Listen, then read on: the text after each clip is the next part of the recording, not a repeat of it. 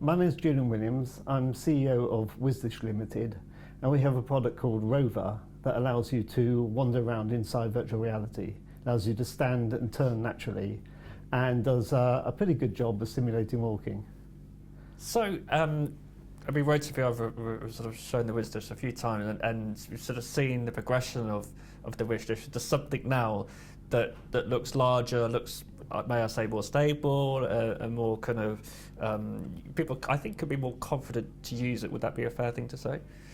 Absolutely. We've calculated the downward pressure was something like 7 tons that it should be able to theoretically cope with. It's a very strong unit, even though it's very lightweight and it folds down flat. The box it comes in is about 3 foot square, about 6 inches deep.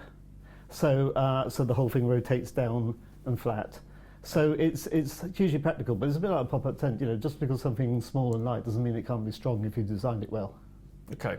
And I've had a go, and I've really enjoyed the Pac-Man style experience that you've got on there as well.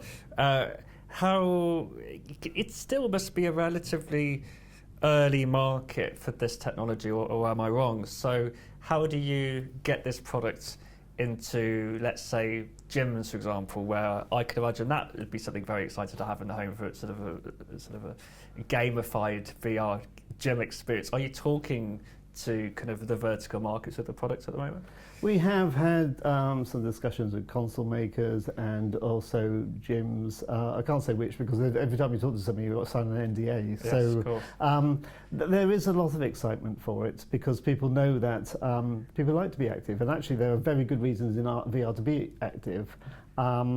And so one of the things that it really helps combat is simulation sickness, for instance. There's a few elephants in the room when it comes to VR, and we're managing to avoid those because we're letting you do what you naturally do. So things like vestibular senses are looked after properly.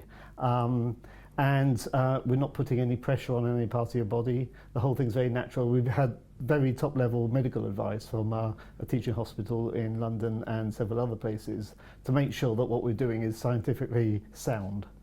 Okay. So I tried it at the last meetup I went to, and I'm going to have another go today. So it's, to me now, seems to be something that would be highly desirable, because there was always concerns, and I'm sure you're sort of happy to acknowledge this. Yes. There were concerns about the lack of restraints around you, even though the product was safe. So now this is available.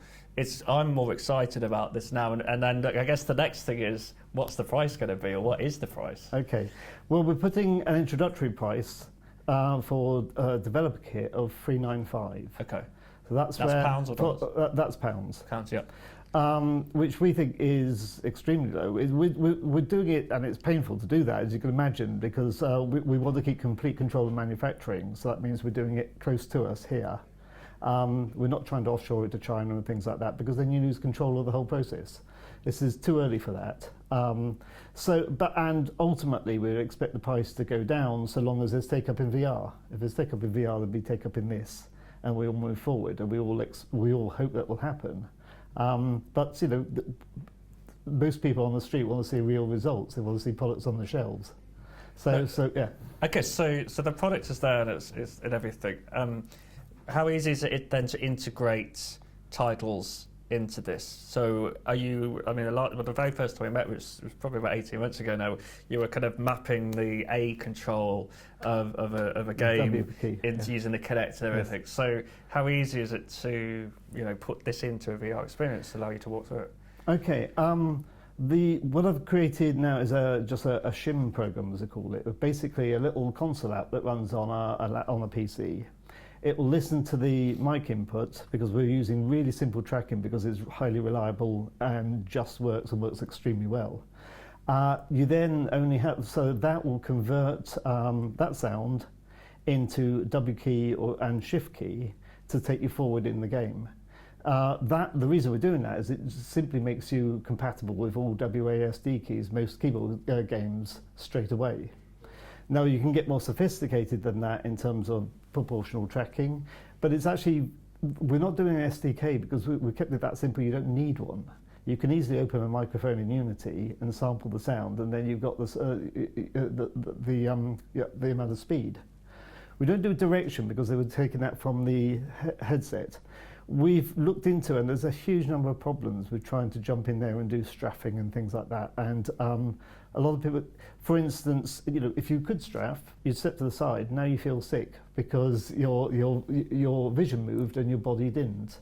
So we've kept it simple because simple works, and people get 90% of the experience just from that. Rather than trying to embellish it and ruin it, we'd like to keep it to something. I've been working in broadcasting many years, and we know that you just have to have the show. The show has to go out live. There's no excuses if it doesn't. So that's the background I'm coming from. So you're literally using the I would say voice recognition, obviously, but the noise recognition of the movement of the feet. Absolutely. We just use simple contact mic, same as you might put in an acoustic guitar. And so every PC has a mic input. So there's no custom electronics that can go wrong or is built on too small a production run and fails. There's no messy bits. You just get one wire, plug it into your laptop, you've got all the electronics. Because actually microphone is a more basic in-out than a keyboard and mouse, because those are the peripherals you plug in. Every PC comes with a mic input.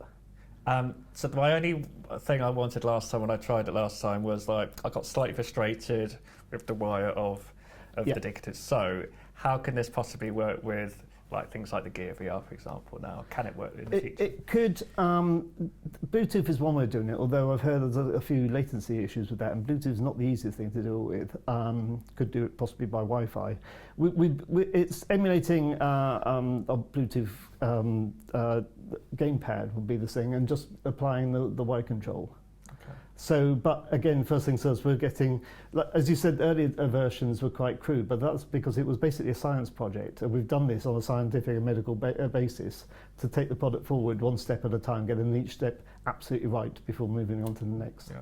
Great. Okay. Well, I look forward to trying it again. You should guys should try it as well. So, yeah. Thank you. Oh, I should actually just add in a question, if we can edit that in. What was your, you did a talk today as well. What can you summarise your talk? The talk was to say, one of the key points was that you cannot mix gamepad and head tracking because you confuse the brain too much. You can cope with no vestibular sense. In fact, if you have no vestibular sense, you can't become motion sick. So you can learn to ignore that to play a normal console game. And you can use head tracking, that's the perfect way of doing it. What you cannot do is mix and match between the two because your brain cannot anticipate the response, and it gets confused, and confusion is basically what causes simulation sickness. So we see the ROVR as a key way to combat motion sickness as well. And I'm going to start asking everybody this question. Can you, do you have any thoughts on the SouthWest VR event? It's fantastic. Dan Page and Opposable Games is just wonderful. I think, and hopefully they'll come back bigger and better next year. Great, thank you. That's brilliant.